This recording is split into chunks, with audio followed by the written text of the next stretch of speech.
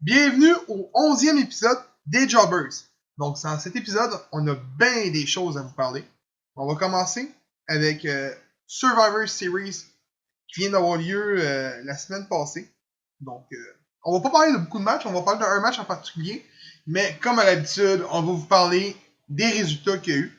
Donc, on va commencer avec le premier match qui était Team SmackDown. Là, la dernière fois, j'ai numéré tous les personnages. Et boy, tous les lutteurs. Moi, j'ai allé par Team SmackDown et Team Raw. Oh ouais. OK? Fait que Team SmackDown ont remporté contre Team Raw. Dans le pre-show. Dans le pre-show. C'était le match par équipe. 10 contre 10. Ouais. Mais on a dit qu'on le comptait pas, c'est ça? Ben, dans le pre-show? En tant que tel. Ça, c'est le seul match qu'il a foiré l'enfoiré. Non, c'est The Bar. C'est AOP qui a gagné, right? Ouais, c'est AOP qui avait gagné. Moi, j'ai dit que The Bar a gagné. Ouais. C'est le match que je me suis Ouais, trompé. mais celle-là avec, t'avais dit que Raw gagnait. Non, moi, c'était 6-1. Lui, c'était 6-1 qui. Ok, je pensais que c'était celle-là. Mais, en réalité, j'ai eu raison. Mais bon. Fait que. Parce que me semble que t'avais dit que c'était pour être le Revival les derniers. Qui est resté dernier? Moi, je l'ai pas. Ok, juste pour dire, moi, je l'ai pas écouté. Fait que. Bon, Revival sont à Raw. Fait que t'avais perdu celle-là. Ouais, en effet. Donc, Team SmackDown a remporté contre Team Raw pour le match élimination qui avait eu lieu dans le pre-show. Par la suite, Team Raw, pour les femmes, ont remporté contre Team SmackDown. Qui est resté dans le ring? Savez-vous? C'était Nia Jax. Asuka, j'avais collé Asuka pour SmackDown. C'est la dernière. Ben, moi, j'avais dit SmackDown gagnait. Tu sais, en partant, moi, je suis dans le champ, j'ai collé juste des SmackDown. Moi, avec, j'ai collé 1 tout le long. Donc, par la suite, il y a eu Seth Rollins, qui était Intercontinental Champion, qui l'est encore, a détruit littéralement Nakamura. Est-ce que j'avais collé aussi? Non, il me semble que t'avais dit. Non, il avait collé Seth Rollins. Seth Rollins. Jamais je vais y aller contre Seth Rollins. Oh, jamais. Ouais. Ah ouais, jamais. Celle-là, je pensais que t'avais collé Nakamura justement à cause de Dean Ambrose. Non, c'était moi plutôt qui avait collé Nakamura parce qu'on disait que Dean Ambrose allait intervenir. Non, je m'attendais à ce qu'il fasse son esti d'intervention. Donc, le match que je me suis trompé, AOP remporte contre The Bar, que j'ai pas su pourquoi ils ont réussi à battre The Bar. Tu veux la savoir, là, gros? Go. Tu vas checker sur internet, là, gros? T'as Drake Maverick que, gros. Oh non! C'est pissé dessus, on va dire ça de même. La raison, je peux. La raison du match, gros. je comprends. Je sais un peu comment ça s'est fini. Mais c'est le fait qu'ils ont fait gagner AOP sur The Bar. Là, on parle de AOP qui ont gagné en handicap match contre Seth Rollins. Un match de environ 13 minutes de mémoire. Non, Ils ont eu de la misère contre un gars. Puis là, ils se ramassent contre deux gars qui est un ancien World Heavyweight. Ouais. L'autre, il aurait pu l'être, on s'entend là. Cesaro. Puis finalement, ben non, ils ont gagné, écoute, en 9 minutes. Le match aurait duré moins longtemps que l'handicap match contre Seth Rollins. Y a-t-il de quoi je comprends pas? On va passer à l'autre match.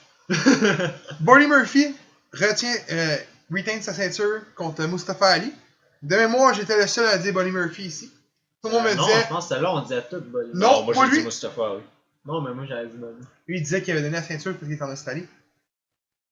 Si, je m'en rappelle plus finalement, ouais. Peut-être j'avais dit moi-même. Moi, j'étais le seul, il me semble, qui disait Buddy Murphy.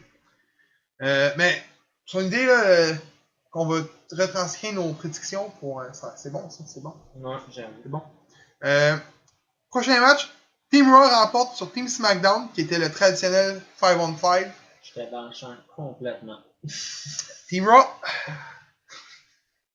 Puis, Brock Lesnar, je vais dire défend sa ceinture, ça va fort, bat le champion de SmackDown, qui était Daniel Bryan, qui l'a pas détruit par contre. Non, honnêtement, je pensais que le match n'aurait pas duré aussi longtemps qu'il a duré. Le pire, c'est que c'est Brock qui s'est fait détruire en tant que tel. C'est le troisième match de la soirée qui a duré plus longtemps. C'est rare qu'on parle de Lesnar dans un match qui dure plus que 3 minutes. Ouais. Il a duré 18 minutes 50. Puis, on va parler du dernier match qu'on va parler dans ce magique podcast. Ronda Rousey, qui était championne de Raw, qui l'est toujours, a battu Charlotte Flair via DQ, qui représentait SmackDown. Bon, j'aime ça, DQ. DQ. Il y a eu du sang, il y a eu du sang, il y a eu du sang, il y a eu du sang. Il y a eu beaucoup. Il y a eu du sang, il y a eu du sang. Des coups de chaise, pas sans tête, mais des coups de chaise, c'était kendo stick. Bon, fait que les boys, qu'est-ce que vous avez pensé du match? Pour vrai. Ah ouais, à ce point. Ah ouais, toi, t'as pas trippé? Non, pas vraiment. Moi, j'ai trippé sur un enfer. Moi, Ronda Rousey se manger des kendo sticks, là. Après fusion, j'ai aimé ça. Ouais, il a J'aime montré pas c'était quoi de la Ronda lutte. Rousey. Ah non, il a montré c'est quoi de la lutte. Ouais, la lutte extrême. Mais là, je dis ça de même, là. Éventuellement, on finit par perdre Ronda Rousey. Oui. Pensez que ça va être qui? Elle n'est pas On encore est là. loin, là. Elle n'est pas encore là. Là, pour moi, sur ma tête, là. Peut-être Nia Jax, ça aurait pu être une bonne. Non. Avec qu'est-ce qu'elle a fait, le Sucker Punch contre l'autre? Moi, je t'ai dit que le mec, elle va perdre sa ceinture, ça va être Amélie. Pas cette année. Je pense pas. Il y a bien des rumeurs que ça va être Charlotte contre Amélie, mais là, ça n'a rien changé à cause du combat de Survivor Series. Les gars, écoute, moi, d'après moi, elle perd pas pour les 2 prochaines années. Ah, sacrifice, non. Écoute, la fille non, que non. j'ai vue dans le ring, là, j'ai écouté Highlight, là, avant de faire le podcast, c'est pour ça que je le sais, là, je suis fresh dans ma tête. La fille que j'ai vue lutter est loin d'être autant mauvaise la fille qu'on a vue puis qui pointait fucking pas beaument le signe de Mania puis croche. On est loin de là. La fille elle est pas au micro à star, elle est pas mauvaise. C'est une bonne championne, elle est pas mauvaise. Ses moves sont plus clean, c'est plus des sloppy moves. Elle est plus aussi. Je la critiquais moins forte que je la critiquais. Reste que c'est pas contre elle que j'en ai, c'est contre eux qui ont décidé de la mettre championne. Mais elle a fait un bon match. C'est pas vrai, j'en ai vu beaucoup qui l'ont dit, là. Parce que Charlotte était là, Charlotte est bonne, Charlotte c'est la fille de Ric Flair, fait que c'est pour ça qu'elle a bien paru. Ça, c'est pas vrai.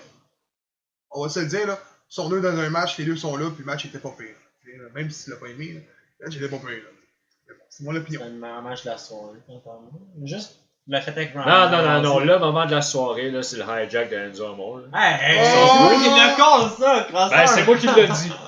Puis après ça, il y a 80 personnes qui font son show. Preuve qu'il n'y a pas de talent. Mais bon, il était bon, Miko. Il aurait été bon manager, lui. Ben, ouais. apparemment, il sort un nouvel album, là, c'est pour ça qu'il était là, puis il voulait juste faire voir. Là.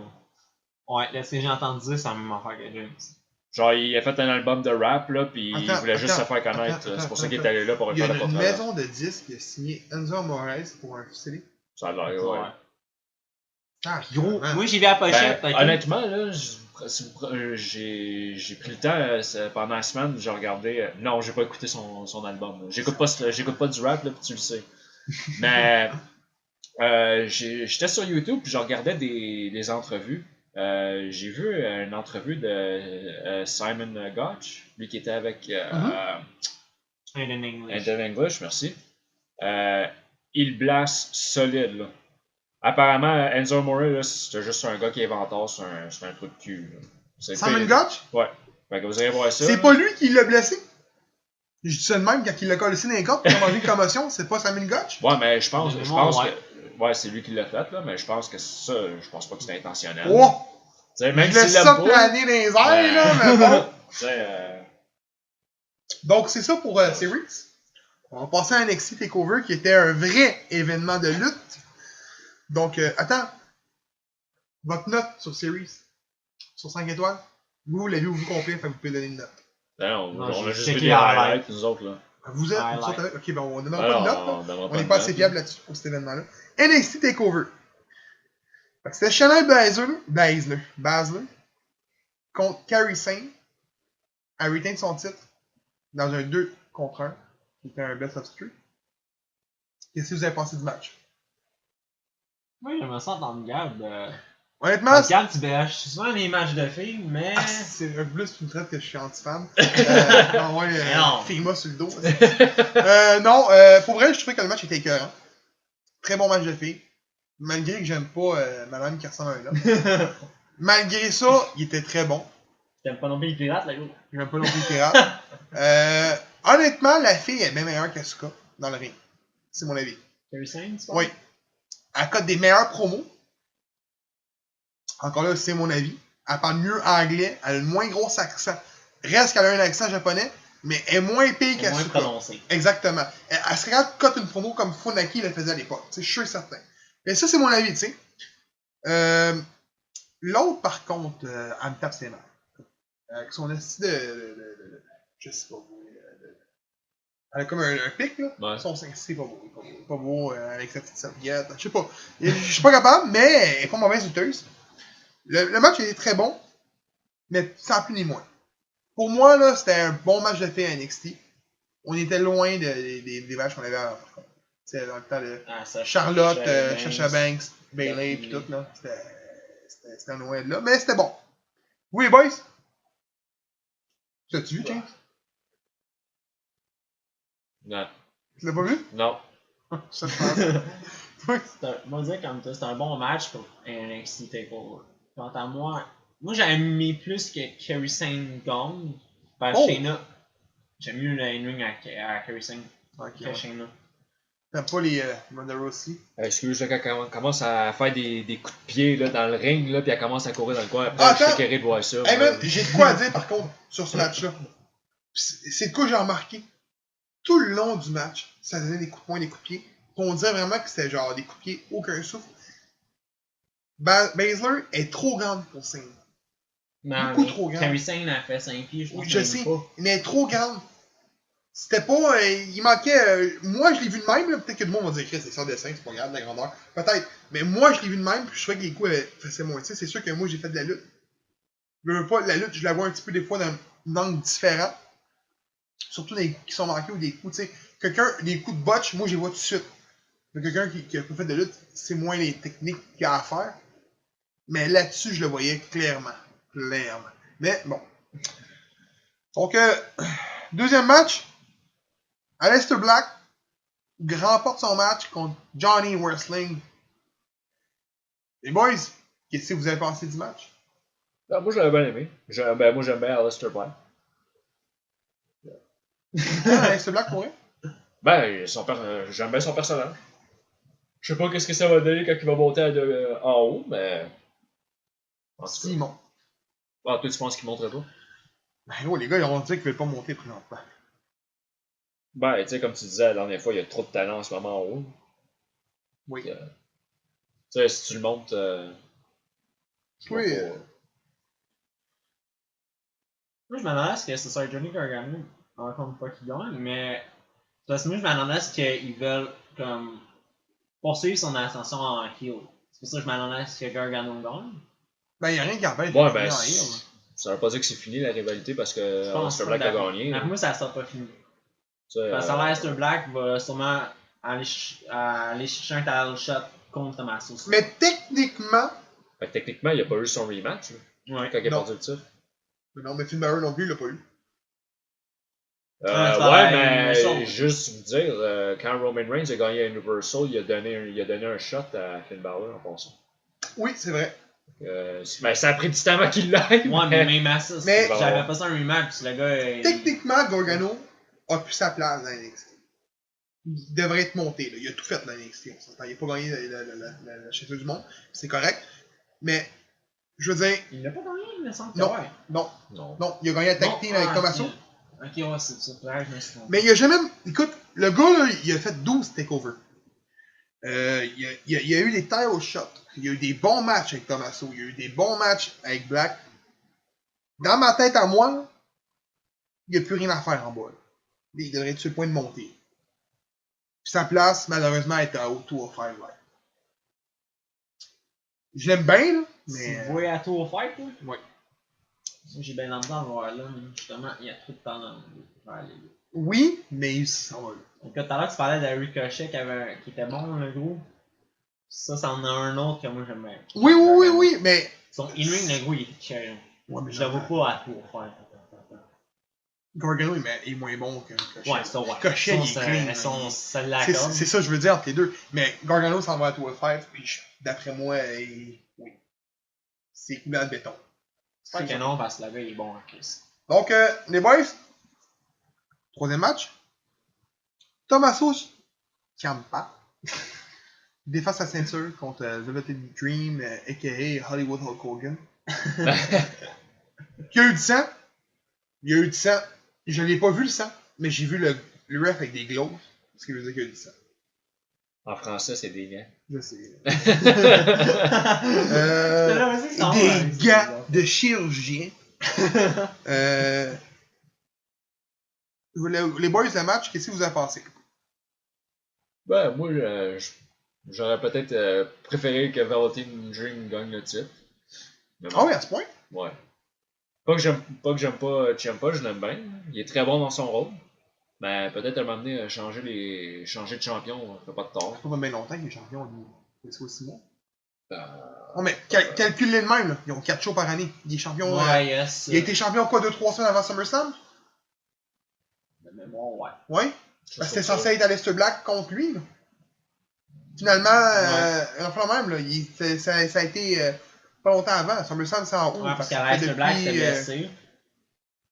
Attaqué par Johnny Gargano en guillemets. Ouais. Mais pour elle, le gros, le match était écœurant. De l'entrée à la finition du match, il était écœurant. Moi, la question que je me pose, pourquoi il rentre en Hulk Hogan? Mais il fait toujours ça. L'autre fois, il est rentré en Macho Man. Ouais. Hulk Hogan régulier. De mémoire aussi. Aux couleurs de Hulk Hogan normal. Ouais, American Heroes. Ouais. Il fait toujours ça. Pour vrai, moi, j'adore ça. J'adore ça. Un gars qui donne une thématique à chaque fois qu'il rentre dans les gros événements, je capote. Le Mysterio, là, quand il est rentré en super-héros, c'était écœurant. Ouais. Il rentre en menant Joker. Avez-vous remarqué qu'à Crown Jewel, sur son masque, ça, ouais, il n'y avait pas de croix? Non, j'ai pas remarqué. La ça. WWE ont fait enlever la croix. Sérieux? Oui, parce que c'est un pays islamique. Ah, ben ouais. C'est pour ça. Moi, je l'avais remarqué. Ben ouais, c'est vrai ça. Mais la croix sur le chest, c'est correct. Il Ah, était ben troué là, une croix. il Ouais, mais était c'est troué, correct. là. Ouais, mais pourquoi tu le calises dans le tournoi s'il y a une croix sur le chest? Il n'y a pas sur. En tout cas. Attends, on s'entend qu'il avait remplacé une World Cup pis c'était juste les Américains qui avaient là, tu sais. Je sais. Ouais. Puis, on va y aller, on va finir avec pour le premier segment des résultats. Avec le plus grand match de l'année, selon moi. Bon, Pete Dunne, Ricochet de War Raiders contre The Undisputed Era dans le War Game. Les boys, on va commencer. C'est vrai, ça, je me suis dit. On va commencer pour vrai, là. Ce match-là m'a fait bander comme un cheval. L'expression est là. Écoute, à sa couleur là-dedans, le gros, c'était écœurant. Ricochet, gros, il t'a fait, je sais pas comment ça s'appelle la prise, là. Du haut de la cage, au moins un double backflip en haut. Je sais pas comment l'appeler, gros. T'es revoir. Tu l'as pas vu tout le match, hein? Yeah. Le match Wargame? Qui l'a pas vu entre deux? Non, moi je l'avais pas vu ça. Toi, tu l'as vu? J'ai écrit en live. Ok. Pour vrai, là, j'ai écouté le match de filles en highlight. Après ça, man, le gros, je t'allais mettre le 1h, man. C'est le Wargame, la fin. C'est le match. Gros, tu vois. Je sais pas comment elle s'appelle la prise. Je sais pas non plus. Tu as fait un double shooting star press? Non, attends, je te fais une autre prise, le gros, je capotais, man. Un des gars, des Raiders. Je sais pas laquelle des deux. Lui qui a moins de grosse barbe. Connaissez-vous les noms? Moi, je connais pas les noms. Ben, c'est Rocky Hanson, mais pour la barbe, je sais pas. Lui qui a le moins grosse barbe, c'est pas grave, on est là pour aller vite. Lui qui a le moins grosse barbe, il a pas les gars en Power Slam. L'autre a pas les gars par-dessus lui. Il l'a collé sur ses épaules. Il l'avait en Powerbomb. L'autre gars, il a disputé, il l'avait en Power Slam. Il a collé le gars. Écoute, il était debout, là. Il en tenait un en Power Slam avec ses mains. Puis sur l'autre gars, donc le gars d'Undisputed Era, il y avait son coéquipier en Power Slam.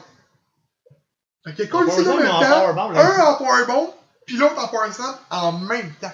Il soutenait 425 livres en même temps sur lui, là.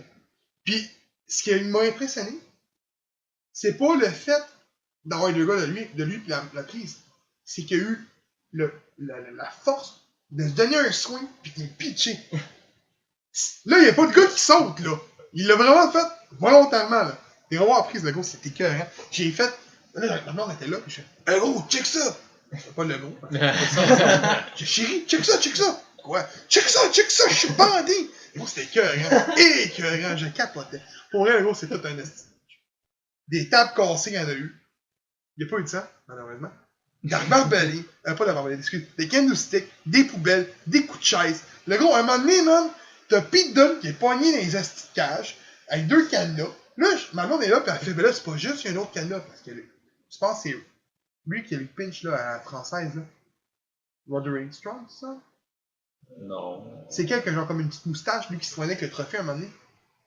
Ah, ça c'est Roderick Strong. Ça, c'est le dernier qui s'est joint. Ouais. Pas lui. Lui qui est acté, mec, là. Oh, ok, c'est Bobby Fish. Bon. Lui, il est sorti dernier de l'équipe. Il a embarré Pete Dunne avec un autre canot, puis il est parti avec la clé. Oh, on a plus de clé! Je regarde un autre, mais là, Chris, il y a 3 minutes pour aller chercher Carter, le ref. 3 minutes plus tard, Carter, il l'a pas encore des mains. Là, il regarde. Là, tu vas voir les deux refs parler ensemble. Attends, mais aller chercher un Carter. C'est là que tu penses à aller chercher un Carter. Ça te tentait pas d'y aller dans le 3 minutes. Fait que là, dans les rings, t'as les 4 qui sont en train de péter, man, les 3 autres à coups de chaise. Pis ils font juste ça, gros. J'ai fait, gros, ils me font penser à Power Trip à l'époque, man, avec Triple H pis Steve Austin qui pétait tout le roster à coups de chaise. C'était écœurant. Écœurant. Mais gros, il y a eu un spear dans une table, gros. Je te dis, début jusqu'à la fin, c'était écœurant. La fin était écœurante. Là, t'as juste à la fin, là. Pis Dunne, Ricochet qui se lève, ils se regardent avec la ceinture, ils se regardent avec les ceintures, même, ils font comme genre, next match. Donc, c'était écœurant. Je te le dis, là. Oui, c'est comment à dire, moi, j'aimerais ça voir les deux s'affronter, man. Je crois que ça s'est déjà eu lieu. Sinon, je peux peut-être me tromper. Mais le Triple Threat que je te parlais tantôt, qui était Pete Dunne, Adam Cole, puis non, mais moi, je te parle juste non, mais les 3 ensemble, là, le match dure environ 22 minutes, je pense, de mémoire. Il y a quelque chose. C'est probablement un des meilleurs matchs que j'ai vu encore une fois de ma vie. C'était tout le reste du match. Je tiens à dire que Gab, c'est un fan fini de Ricochet, Adam Cole et Pete Dunne. Pas Pete Dunne, je le trouve bon. Oh, Adam Cole non plus. Je l'aimais mieux quand il était à NJPW. C'est là qu'il était. Hein? Non, il était à Ring of Honor. Il était Heavyweight Champion. Ben, il était aussi à NJPW, vu qu'il a fait partie du Blood Club. Mais je l'aimais mieux là, qui est présentement. Mais j'adore le gros, le faction était écœurant. Random Scudero? Oh, ouais. Ils peuvent pas les séparer, ces gars-là, rendus en haut. Là. Ben, bon. Apparemment, il va être dans le Rumble encore, Adam Cole. J'ai une autre question aussi là-dessus. Là. Sanity, là, avec Eric Young et tout, là. On les voit dessus? Je pense que je les ai vus peut-être 1 ou 2 fois seulement. Là, on parle d'Eric Young, un gars qui s'est entraîné, je pense, d'un mois au Québec. Là. Ouais. Ben, il était entraîné par Carl. Ouais, c'est vrai, oui, il est entraîné par Carl Leduc. Ouais. On le voit pas, là. Gros, on parle d'un gars qui était champion à TNA, là. Il a été champion du monde aussi à TNA. Non, lui, on le voit pas. Non, encore là, lui aussi, 101, il disait qu'il voulait pas monter de NXT, puis finalement, il est monté. Ouais, parce qu'il voulait rester avec tout son groupe au complet. Et Nikki Cross. Bon, il voulait pas monter. Ben, ouais. On va donner une note sur 5 étoiles. Tu peux pas donner une note vu que t'as vu le rematch. Je te laisserai même pas donner une note parce que t'as pas vu le dernier match. Faut t'aller voir le dernier match. Ta note, t'en donneras au prochain. Gros pour elle, t'as un devoir à faire. C'est d'aller écouter le fucking combat. Ben, gars, je suis en vacances. Puis il m'a tagué dans 75 affaires sur Facebook pour t'aller voir le combat. T'inquiète, je suis assez game. À tous les jours. Je veux savoir. Je vais le bloquer comme que je vais faire dans Messenger dans pas long avec qui arrête pas de qu'est-ce qu'il m'envoie. Ah non, mais c'est bizarre, ça, c'est la ronde. Pourquoi dans toutes les affaires que tu tagues, tu me tagues moi avec? Je sais pas. Hey, je t'en vois encore pour celle de la tour, man. Ah, la tour! Écoute, t'as pas vu la tour. Puis les gens, peut-être qu'ils l'ont vu, là. Écoute, c'est tout un. C'est une photo. Puis c'est écrit, wow, elle est belle la tour. Va voir ce qu'il y a en bas. Là, tu descends. Il y a un gars 4 pattes avec une drine dans le cul. C'est vraiment ça. C'est tordant. Mais, ouais, mais, 2 petites secondes, là. Oh, mais. Ouais, faites juste donner vos cotes, là. Moi, je me demande combien qu'il a donné. 5 étoiles. Moi, c'est sûr, je veux savoir. Ouais, bon, ben, j'y vais. Moi, je donne 4.5 étoiles. Si on pourrait faire 4.9, je pourrais le faire, mais c'est 4.5 sur 5. Pour vrai, là. Un petit spécial, là. 4.9.9. Je sais pas ça se dit. 4.99 sur 5. La perfection n'existait pas, malheureusement. Quoi, c'est pas SummerSlam 2004? T'as jamais vu SummerSlam 2004? Le gros, je t'ai vendu la collection complète de SummerSlam. Écoute, c'est le match Chris Benoit contre Randy Orton. Tout un tabarnak de match. Ouais, tu parles de ce match-là, le match Orton gagne? Ouais, mais c'est SummerSlam 2004. Ouais, gros, je m'en dis, moi, c'est quoi le nom de mais de ça? D'accord? Moi, mais il y en a avec un 4. C'est qui est pas généreux. Arrête, c'est toi qui donnes les pires codes d'habitude. T'es chanceux que je donne une bonne grosse cote dans le même, hein? Hey, en plus, j'avais pas donné une bonne cote à All-In, j'avais gagné genre 3, 2.5, 3. All-In? Ouais, j'ai pas donné un 4, il Non, vous avez donné un 4. J'ai donné un 3. Oui. C'est vrai, je m'en rappelle. C'est vrai, c'est moi plus qui a un discours. Donc, par la suite, Ça, c'est un bon pay-per-view à écouter. On est? Meilleur que Survivor, c'est tout un pay-per-view. Bon. Ben écoute, juste pour moins faire chier Gab, vu Gab il aime pas ma cote, m'a donné un 4.25. Regarde, on est constitué à 4.5 et on s'entend tous à 4.5? 4.5. Bon. Ok. Tu vois, lui la semaine prochaine, il va arriver pour genre 5. Hey, tu l'as dit, la perfection n'existe pas. Oh, mais pour moi, peut-être que lui, oui. On sait pas. Bon, fait que c'est ça qui est pour le premier segment. Donc, dans le 11e épisode, il n'y aura pas de chronique, mais on a une interview avec nul autre que Teddy Hart, qui est un des lutteurs qu'on a couvert récemment. Ben, on a couvert la fédération qui luttait, la MWL. Donc, c'est James qui l'a interviewé. L'entrevue est seulement en anglais, malheureusement, parce que c'est un anglophone, je ne veux pas, c'est un Canadien anglophone. Mais pour ceux qui comprennent bien l'anglais, vous allez l'aimer. Fait que, bonne écoute. Teddy Hart, thank you again for doing this interview with me. So my first question for you is, what was it like growing up in a wrestling family? A lot of pressure and expectations, I think, to really take wrestling seriously and go to the dungeon as much as possible and follow the lessons from some of the guys that had already made big money in wrestling and had traveled the road and gone through the experiences of missing your family and a schedule that really no other sport has. The wrestling schedule is brutal. And pressure can either make you or break you. And I think watching guys that came before you, it's a scary thing because some of them didn't make it out alive.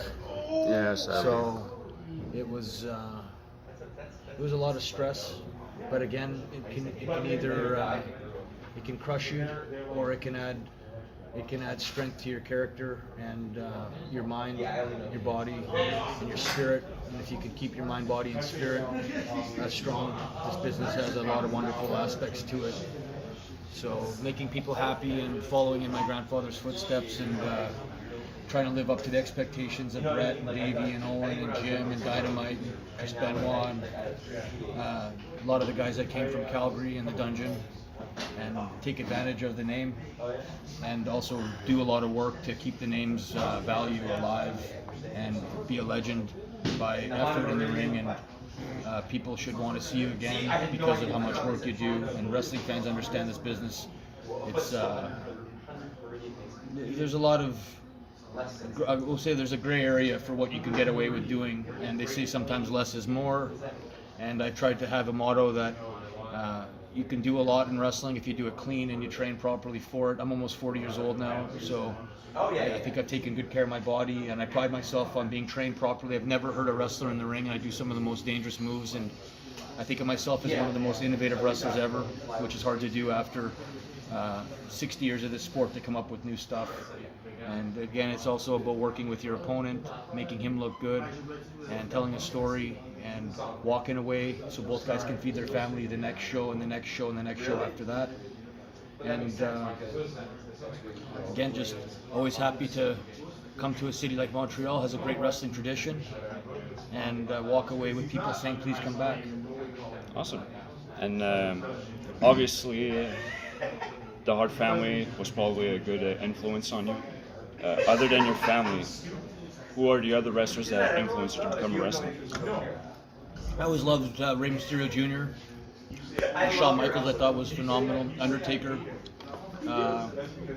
Eddie Guerrero, Dean Malenko, especially guys with Tiger Mask, Dynamite Kid, Benoit. Those are guys that set a measuring stick, always had great matches, always looked good, had nice gear. Wrestling's not just the wrestling part of it, it's the charisma, the memory, the showing up, the being able to get from airport to airport to airport, living a clean lifestyle, hitting the gym. All these different aspects are important parts of the character that ends up being the guy that you see walking through the curtain. Awesome. So So we know you wrestle at MLW. Yeah. So what is it like to wrestle with guys like Loki? Obviously, there's Davey Boyceman Jr. that works there as well. There's Brian Pillman Jr. There's Phoenix. There's Pentagon. How is it to work with guys like that? Harry is one of the greatest wrestlers ever, and one of the toughest guys in the business. So anytime I get to work with my family, it's always an honor and a special experience. To spend time on the road, considering it's work, with people you love makes it extra special. MLW, great company, huge balls for bringing Teddy Hart in and spending a lot of time and money to develop the Hart Foundation. Court Bauer and Mr. St. Laurent, I'd like to thank them. Very honorable guys, which is sometimes a rare thing to find in this business as a promoter. There's some promoters and guys in the back that shake your hand and smile in your face, and then for whatever reasons their actions don't match their words after the smoke is cleared and the shows are over. They're not there to have your back. MLW seems to have my back.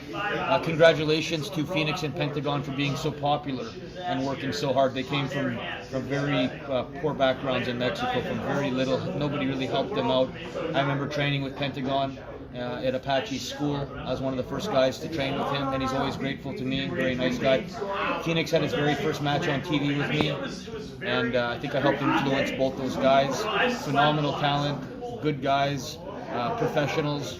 They take great pride in the mask and how much time they spend talking to fans after and selling the masks and the gimmick and following in Rey Mysterio's footsteps, because he was the first guy from Mexico with a mask that was really heads and shoulders above everybody else. And I think Phoenix and Pentagon have come in and filled his shoes and come out of a very tough place to wrestle from. Mexico's got a lot of guys trying to make it, and they've done a tremendous job. So I'm happy to have a small influence on them and maybe get to work with them for the tag team championships coming up at MLW. You said the champion Loki, another guy, underrated, really, really good wrestler, tough guy outside the ring, takes the business very seriously. Always an honor to get in the ring with Loki and have a match. If I ever got a chance to have a match with Loki for the world title, that would be a dream come true for me. Right now I'm concentrating on the tag team championships. I think we have a match coming up with Phoenix and Pentagon in Miami for the belts. So that should be something for the fans to enjoy. Again, most important thing is really what the fans want to see and delivering consistently. All right. There was one move that I saw that really blew up my mind. You were with Davey Boyceman Jr. Yes. And he had Marco on his shoulders, and you went through him the third turnbuckle, flipped over, caught him into a Doomsday Destroyer. Yeah. How did that build up to that? I try to come up with new moves because I know fans have seen the same old shit a lot. Yeah. And they don't have any way of complaining, but at the same time, their applause, their cheer, their pop, the chant you get, sometimes, especially with social media, can go viral. So I had thought of it a long time ago to do, but never had an opportunity. And Marco was brave enough to take the move, and I thought we together as a team, all three of us, made it look excellent. And I'm always honored to come up with a new move. And there's no statistics in wrestling, but I hope that the fans in their hearts and their minds remember the guys that tried to innovate and keep coming up with new ideas and take risks for their smile, for their happiness, for their money, so you feel like you got your money's worth.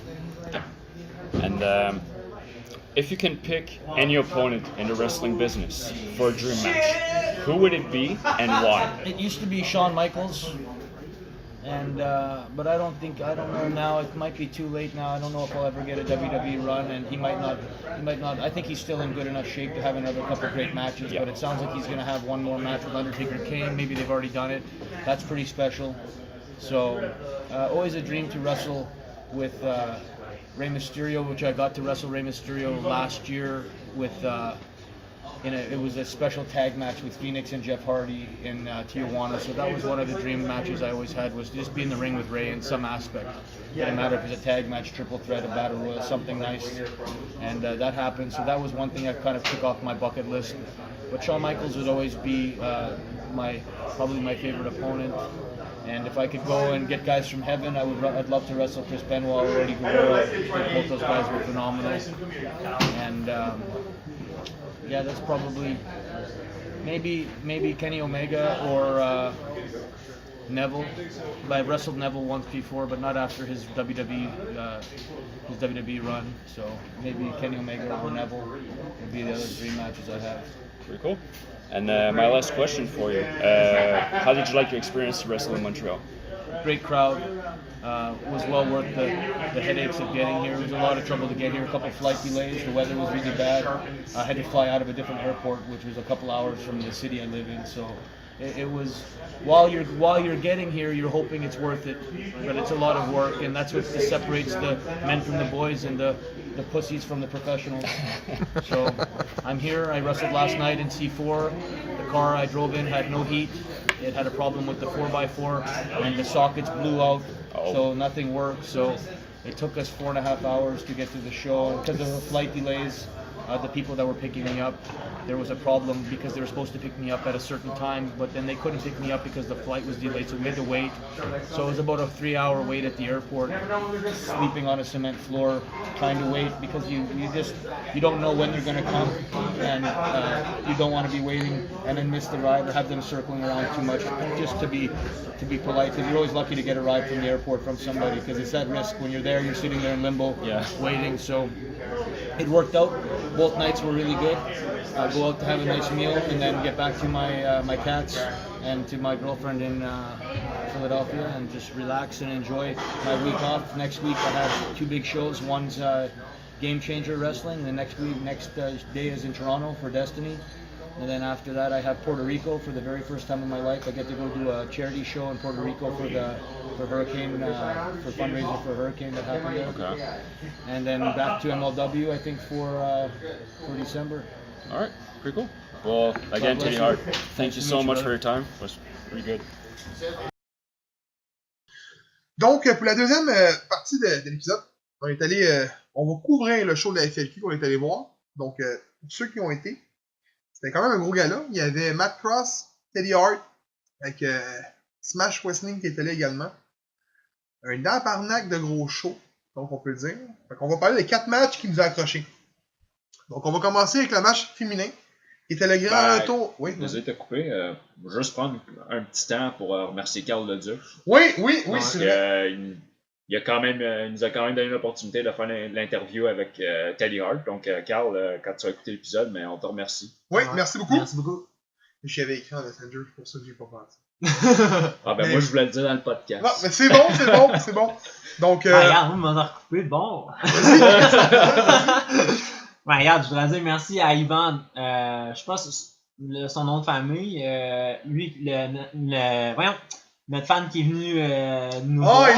Yvan Sanson, c'est ça? Ouais, je pense que c'est ça. Il était venu nous voir. Ouais, il nous a reconnu. Je voudrais le remercier d'être venu nous voir. Puis nous écouter quotidiennement, parce que, je te dis, le gars, il écrit vraiment tous les commentaires, tous les épisodes. Ouais, c'est aussi une chance qu'on avait nos chandails, c'est ça qu'ils nous ont retrouvés. Je pense que mais bon. Je vais remercier aussi, non, c'est pas vrai. Bon, fait que. Ouais, du premier match. Fait que. Attends! Vas-y. Bon, le premier match, c'était le grand retour au Québec de Lufisto. Je sais pas si c'était son grand retour, mais en tout cas, c'est la première fois qu'on la voyait à FAQ depuis un grand bout, depuis qu'elle était revenue des grosses fédérations aux États-Unis. Elle a gagné son match contre Jody Tree. Tu l'as dit bien? Jody Threat. Ça. Qu'est-ce que vous avez pensé, moi, du match pour elle? Domination du Visto, là. Avec madame de skate, avec son petit skateboard, tu l'as vu. Elle est venue en skate en arrière du ring, et je trouvais ça assez cheapette, mais bon. Ouais, mais tu sais, il n'y a pas vraiment d'espace aussi pour qu'elle fasse du skate. Y a-t-il une fédération indépendante qui a de l'espace? Non, on va se le dire, là, il y en a pas, ok? Non, mais je veux dire, pour faire du skateboard, là, regarde, le gros. Austin a trouvé l'espace à faire. Il a trouvé que ça paraisse bien qu'un ATT. On va être capable avec la grosseur d'un skate. Mais ouais, c'est vrai, il n'y a pas grand espace en bas, c'est vrai. Donc, le match était très bien. Comme il a dit, domination de Lufisto. Mais c'est Lufisto. Ouais. Donc, elle va être au prochain show de Femme Fatale à Ottawa, qui est annoncé dernièrement. Je fais juste glisser ça là ici. Même je sais que tu iras pas à Ottawa. Non, regarde-moi pas, je monte pas à Ottawa, oublie ça. Je prends y aller. Je le garantis pas, mais si je peux me déplacer, si j'ai pas mon petit-fils, mon garçon, cette fin de semaine-là, mais allez couvrir le show de Femme Fatale 21 assuré pour les jobbers et ceux qui nous écoutent. On va faire ça pour vous autres. Mais bon, fait que, surtout que moi qui adore les matchs de filles, tu sais, je capote ces matchs de filles. Écoute, bon. moi, comme je t'ai dit, ça va dépendre. Il ira même pas. Bon, fait que, deuxième match qu'on va parler, qui était un des gros matchs de la soirée, Stu Grayson défendait la nouvelle FLQ Heavyweight, la nouvelle ceinture qu'ils ont montrée, contre Tyson Dukes et Handsome GF, alias Jean Fray, que j'ai fait une belle promo, que je vais partager aussi dans la vidéo, à la fin du vidéo. Je vais mettre un petit, pour ceux qui veulent écouter, 2 minutes, la promo qu'on a faite avec la lutte c'est vrai puis GF, après le match, pour promouvoir Brooks Belmont. Donc, les boys, le match.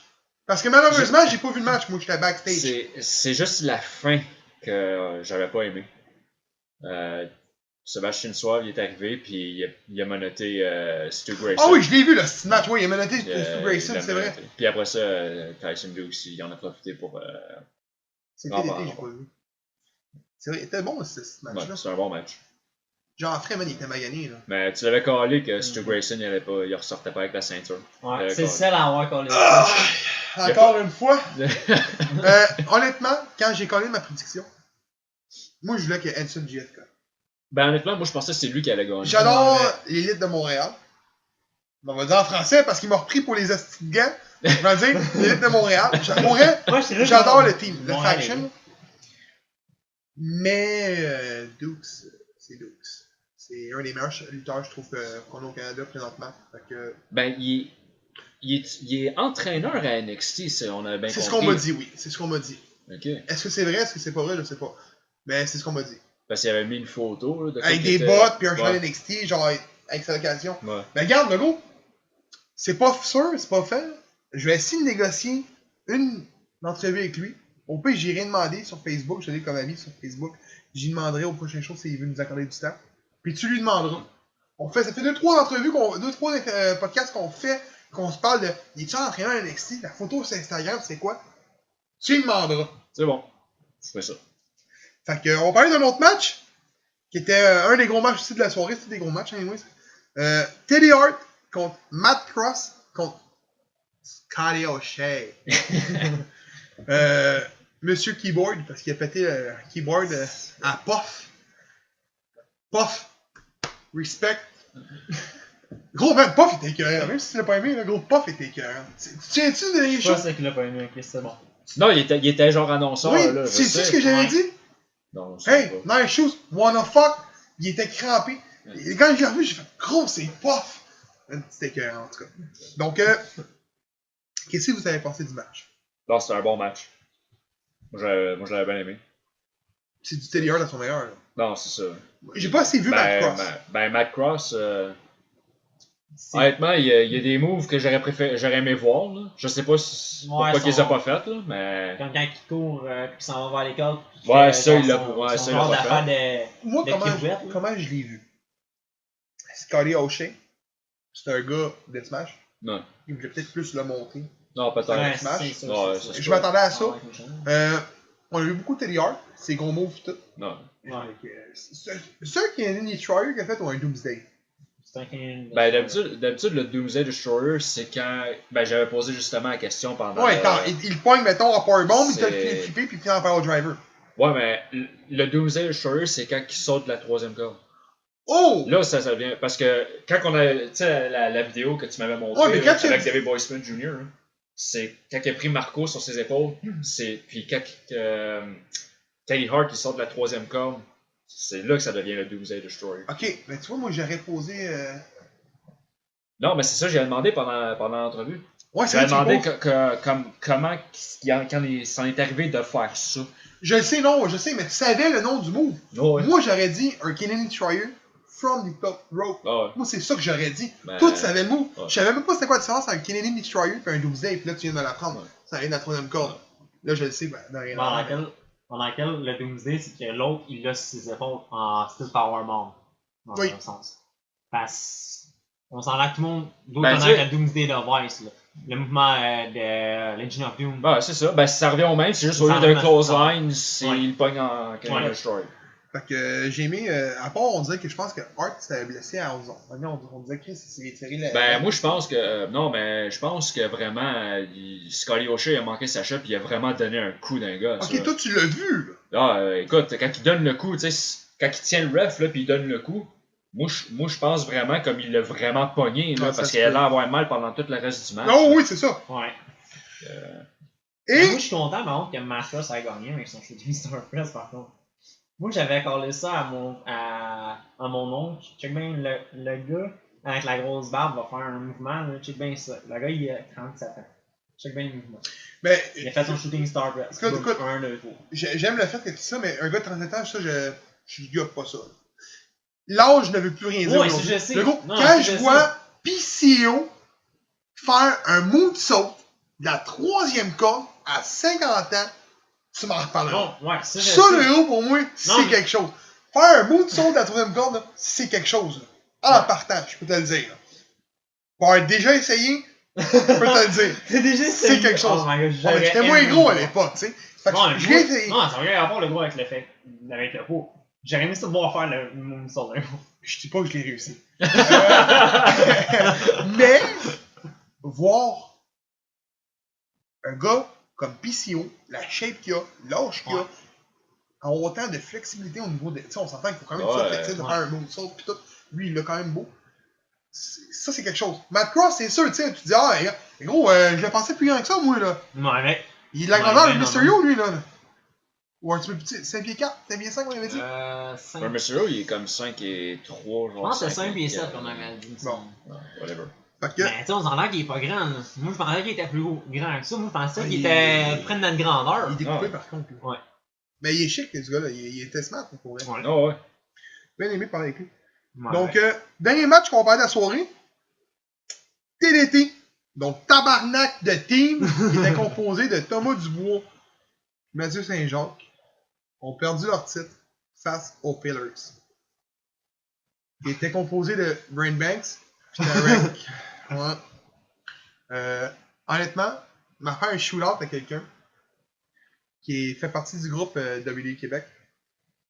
Il s'appelle Éric Vigneault. Ce gars-là me tag, ou on se tag continuellement sur les affaires des Untouchables puis de Marco Estrada. Puis qui me dit non-stop que ce gars-là, c'est le meilleur team puis le meilleur lutteur au Québec. Okay? Non, on s'entend. Tu parles Marco puis Martin Angel? Puis Texas Travis dans ce team. On s'entend, on niaise, là. Mais quand tu deviens champion par équipe, la meilleure fédération, selon moi, au Québec, c'est selon mon avis, là, tu sais.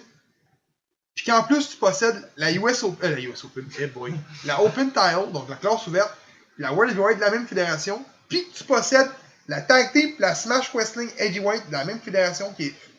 Là, ils ont toutes, les Pillars. Là. Ils ont Ouais. toutes. Ils ont toutes Là, de ils ont Smash tous les Wrestling. Smash, Puis, puis, de mémoire, je suis pas sûr, mais Dukes a une autre ceinture d'une autre fédération aussi.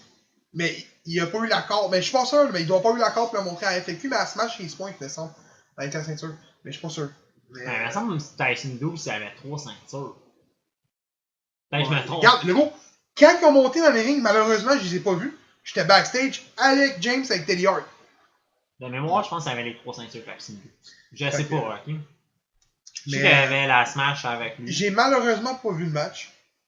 Donc les boys, Ben, je t'envoie Ouais, avec qu'est-ce ouais, que moi, donc Seb, parle-nous du match. Le combat, il était vraiment bon, mais je me demandais est-ce que le TDT, les trois, on connaît TDT. Je me demandais est-ce que le combat se ramasse à mener dans full, chose qui a Ils pas n'ont pas eu été lieu. dans le foot. Non. À toutes les shows, ils vont dans les Pour foot. ça, justement, moi-même, j'ai été surpris. Mais c'est les Pillars, c'est pas pareil, tu sais, on s'entend c'était comme Heavy Metal Chaos habituellement. Non, mais Heavy Metal Chaos, le gros, il se pitch dans la garnotte pis tout, là. Là, c'est. Non, mais même à ça, on s'entend que gros, on parle de TDT. Je me demandais est-ce que ça se ramasse Oui, mais dans... ce que je veux dire, c'est que c'est avec Smash Wrestling. Si Smash Wrestling n'approuve pas le fait de se battre dans la foule, ils le feront pas. Non, il y a ça. Mais... On va le voir au prochain show, parce que c'est sûr qu'il y a un rematch. Je vous dis tout de suite, TDT reprend son rematch contre The Pillars. Ouais, mais ça, c'est sûr. Ah, mais c'est même sûr. Stu Grayson, c'est sûr, certain qu'il va prendre son rematch. Stu Grayson, il en remporte pas. Je pense pas, non. Même en faire pour DDT. Il y a eu un combat récemment à Ring of Honor, là, où il va y avoir un combat dans pas long, avec Ouais. une équipe avec Evil Uno. Ah ouais? Ok, fait que finalement, ils ont fini par l'avoir, là, leur Je sais pas si c'est là. un contrat ou quoi que ça. Allez, gros, tu lui demanderas, si, au prochain show, il va te répondre. Il est là, tu m'en donnes donc bien de la job, mais bon. Fait que les boys, sur 5 étoiles, le show de la FAQ. Honnêtement, moi, je vais y aller avec un 5. Parce que c'est la première fois que j'ai réussi à convaincre ma soeur à amener dans un show indie. Puis ma soeur, elle a trippé d'aplomb. Elle revient au prochain. Seb? Non, mais avec un 4.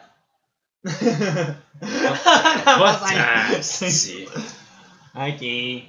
En réalité, moi, avec ma vraie note parce que je voulais voir la face des deux. Mais avec un 4.5. Je me contredire, Lui va dire. mais je donne un 5. Oh! La perfection n'existe pas, mais ce show-là était tripant en tabarnak.